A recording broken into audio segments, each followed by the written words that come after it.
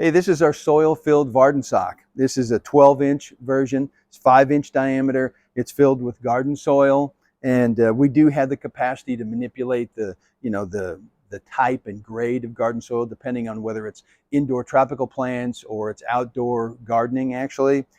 Or you can buy empty mesh, cut them and fill them yourself with your own compost and your own super secret sauce if you like.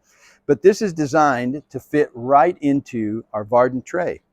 Fills the tray nicely. You can see it fits the curvature of the tray. You get good contact with the bottom where the drip irrigation line comes through the bottom, and these cells hold additional water down there. So it's a nice integrated system that's efficient on water, it's efficient on labor, and it lasts for years and years and years.